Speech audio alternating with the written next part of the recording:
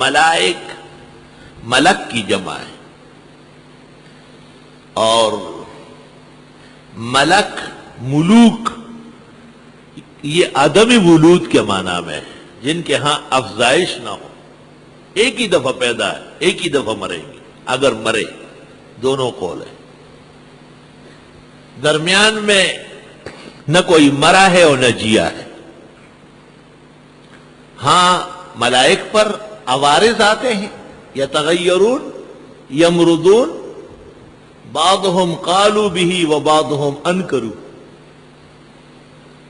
البتہ جب ملک متجسد ہو جائے بشکل الانسانی تو یقبل العوارض، جیسے ملک الموت کو حضرت موسیٰ نے ایک تھپڑ لگایا، ففقعت عینہ، بخاری و مسلم، اس کی ایک آنکھ جاتی رہی۔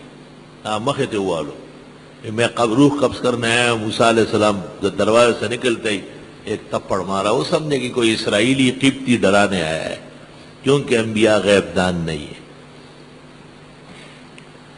اور مائی مریم کے سامنے جب جبریل متشکل ہو گیا، فتمثل لها بشرا سویا، خوبصورت داڑھی، زبردست چہرہ، سر پر بہترین نیکوں کی پگڑی، لباس زیب تن کیے ہوئے، بشرا سویا، خوبصورت انسان۔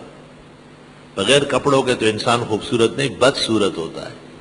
اپنے باپ کو ہی برداشت نہیں کریں گے کہ بس اب اس کو ہٹنا چاہیے۔ کسی انسان کو بھی حیوان کی طرح کوئی قبول نہیں کر سکتا۔ انسان تو حسین جمیل ہے لباس کے ساتھ۔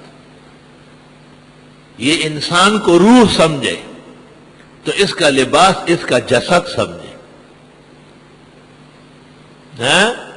اسی سے مسئلہ بھی حل ہوگا کہ کیا قبر میں اور مرنے کے بعد یہی جسم ہوگا، یہ کیا ضروری ہے؟ یہ مسجد جب اس سے پہلے چھوٹی تھی اور اس کے بعد ایک اور بنی تو بھی احسن مسجد تھی، اور اگر کبھی اللہ نے توفیق دی ہو یہاں سے لے کے وہ روڈ تک پورا بن گیا، جیسے کہ ہم خواب دیکھ رہے ہیں اور اللہ سے دعا مانگ رہے ہیں، تو احسن مسجد ہوگی، کوئی اور نام نہیں ہو سکے گا انشاءاللہ۔ اور پیغمبر نے کہا میری یہ مسجد اگر عرفات تک پہنچے، ایک روایت میں صنعاء تک پہنچے، مسجدی میری رہے گی۔ سمجھے بات کو؟ یہ بات کمزور ہے کہ یہی جسد، نہ روز روز کپڑے بدلنا اچھا لگتا ہے، روز روز نئے نئے سوٹ، بہترین کپڑے، یہ انسانیت کی آرائستگی پیراستگی ہے، لیکن فہم درکار ہے۔ ایک دن میں آپ کو فہیم نہیں بنانا چاہتا ہوں، وہ ایک امین فہیم ہی بہت ہے، خدا تعالیٰ اس کو سمجھ قابل نصیب فرمائے۔ یاد کرنے کا ہے جب کہا تیرے رب نے فرشتوں سے کہ میں بنانے والا ہوں زمین میں خلیفہ، میرے کو ٹھیک بات ہے، زمین والوں کے لیے خلیفہ چاہیے۔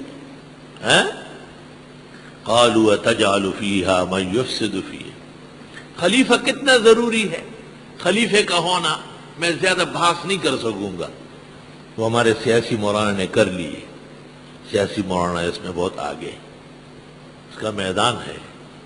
صرف ایک مثال دیتا ہوں جو وہ نہیں دے سکتے، اور وہ مثال یہ ہے کہ دیکھو پیغمبر کی روح مبارک جسم کے اندر مسکوت کر دی گئی، اور پیغمبر کا جسد اقدس بما نبوت اور رسالت کے جلوگر ہے، اور صحابہ پر اتنی بڑی قیامت سے پہلے نہیں ٹوٹے گی، لیکن پہلا مسئلہ مہاجرین و انصار کے اتفاق سے وہ خلیفے کا حل ہو گیا۔ اور پیغمبر نے دنیا سے جانے سے پہلے جو بہت سارے احسانات کیے، ان میں ایک بڑا احسان یہ تھا کہ آپ نے کہا ابى اللہ ان یؤم بالناس الا ابو بکر، انکار کرتے ہیں اللہ کہ ابو بکر کے ہوتے ہوئے کوئی اور اس امت کا امام بن جائے۔ بس اسی کو لے کر کے حضرت عمر نے بنو ثقیف سائے دم تقریر کی انصار کے سامنے، اور انصار و مہاجر سب متفق ہوئے، اور صحابہ کرام کا یہ احسان قیامت تک کوئی نہیں بھولے گا کہ انہوں نے خلافت منتخب کی، ابوبکر صدیق خلیفہ منتخب ہوئے۔ اب میری بات سنو، اب دیکھو جب خلیفہ منتخب ہوئے اس کے فوراً بعد پیغمبر کی تجہیز، تکفین، تغسیل، جنازہ و تدفین کے مسائل، اور کوئی مسئلہ دنیا میں اس وقت نہیں تھا۔ تو اس سے بڑھ کر کیا موضوع ہوگا کہ ایک طرف نبی کا انتقال ہوا ہے، اور ان کی تدفین، جنازہ، سب مسائل باقی ہے، اور دوسری طرف خلیفے کی ضرورت ہے۔ بعض شیعہ نے اعتراض کیا ہے، ایک شیعہ عالم نے مجھے خط لکھا ہے، الاقصن میں آ جائے گا میرے جواب کے ساتھ، خط لکھا ہے کہ اگر یہ اتنا ضروری مسئلہ تھا تو پیغمبر خود بنا لیتے خلیفہ۔ میں نے کہا یہ امت کے فرائض میں سے، نبی کے فرائض میں سے نہیں ہے، اس کو بھی آپ سمجھے ذرا۔ خلیفے کا انتخاب، خلیفے کے لیے علامات، خلیفے کے لیے چناؤ کے آداب، خلیفے کی ترجیح، خلیفے کے وجوہی تفوق، وہ سب نبی نے ایک ایک کر کے، عباس چچا موجود ہے، علی داماد اور چچازاد بھائی موجود ہے، سب خاندان، پورا کائنات موجود ہے۔ آپ نے کہا مرو ابا بکر فلیصلی بالناس، ابو بکر سے کہو نا وہی نماز پڑھائے، مجال ہے کہ کسی اور کی مشاورت بھی ہو جائے گی۔ یہ آپ نے ایک باب اس کا حل کر لیا۔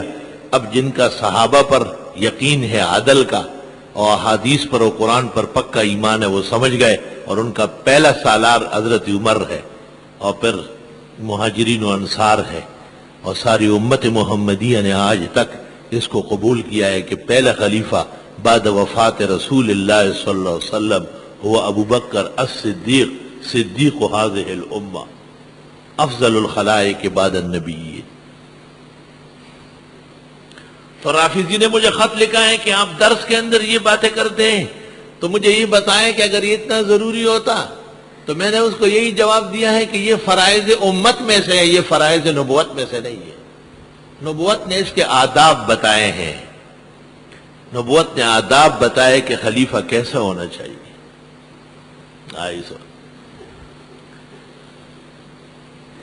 وَإِذْ قَالَ رَبُّكَ لِلْمَلَائِكَةِ، یاد کرنے کا ہے جب تیرے رب نے فرشتوں سے کہا انی جاعل فی الارض خلیفہ، بے شک میں بنانے والا ہوں زمین میں خلیفہ، احکام نافذ کرنے کے لیے عبد خاص۔ اسلام کے اندر نبوت کے بعد بڑا مسئلہ خلافت کا ہے، خلیفہ راشد، خلافت راشدہ، اور یہ لوگ الٹا گنگا بہا رہے، امامت و امامت و امامت۔ پہلا مسئلہ خلافت کا ہے، پہلے انسان خلیفہ اور نبی بنے ہیں، اور آخری پیغمبر، اور ان کی امت کو بھی اللہ نے خلفاء ہونے کا شرف عطا کیا ہے۔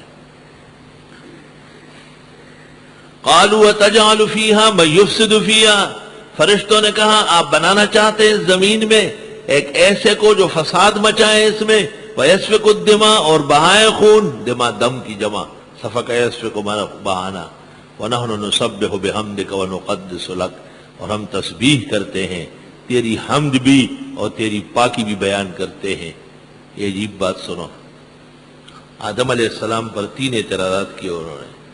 ایک اعتراض تو انہوں نے یہ کہ جو خلیفہ بننے والے ہیں تو وہ مفسد ہوگا، دوسرا یہ کہ وہ خون خرابہ کرے گا، تو تیسرا نتیجہ خود ہی نکل آیا کہ وہ خلافت کے لیے اہل نہیں، اور اس کے مقابلے میں اپنے 3 ترجیحات پیش کی، تسبیح، تحمید، تقدیس۔ تسبیح، تحمید، تقدیس، اللہ نے اس کا ایک جواب دیا، انی اعلم ما لا تعلمون، یہ باتیں تم اس لیے کرتے ہو کہ خلیفہ کو جانتے نہیں، میں جانتا ہوں تم نہیں جانتے۔ یہ انہوں نے کیسے کہا؟ اللہ کی پاک مخلوق فرشتے کہ یہ فساد کرے گا اور زمین میں خون بہائے گا، یہ کہنا کیسے ہوا؟ وہ غیب دان تو نہیں؟ تو ایک جواب وہ مشہور ہے کہ انسانوں سے پہلے جنات نے خون خرابہ کیا تھا، پھر فرشتوں نے ان کو مارا، پیٹا اور بگایا۔ اور دوسرا جواب اس کا یہ ہے کہ اصل میں انہوں نے لفظ خلیفہ کو دیکھا تھا کہ خلیفے کا کام ہے، خلیفے کا کام ہے انصاف کرنا، تو انصاف کی ضرورت وہاں پیش آئے گی جہاں پر ظلم ہو، تو معلوم ہوا کہ فساد ہوگا اور خون خراب ہوگا۔ خلیفہ کیا کرے گا؟ لوگوں میں انصاف کرے گا نا۔ مولانا مفتی محمود صاحب عجیب بات کرتے تھے، اس کو غور سے سنو۔ حضرت فرماتے تھے کہ یہ خلیفہ جب تک اللہ سے لے اور پھر بندوں پر نافذ کرے تو یہ فرشتوں سے بڑھ کر ہے، اور جب اس کا اللہ سے رشتہ ٹوٹ جائے اور یہ اپنی منمانی کرے، یا اپنے جیسے مغاربہ اور ملاحدہ کا ایجنٹ بن کر خون خرابہ کرے تو پھر یہ مفسد ہوگا اور مسفک الدم ہو گئے۔ کبھی حضرت فرماتے تھے کہ ایسا لگتا ہے کہ جس وقت خلیفہ کہا گیا کہ پیدا ہو رہا ہے تو ان کے سامنے ہمارے زمانے کے حکمران، ان کی یہ بد شکلیں اور بد کرداری اور سوئی کارنامے، ان کی کوئی جھلک آگے پیچھے ہوئی ہے، گزری ہے، گزری۔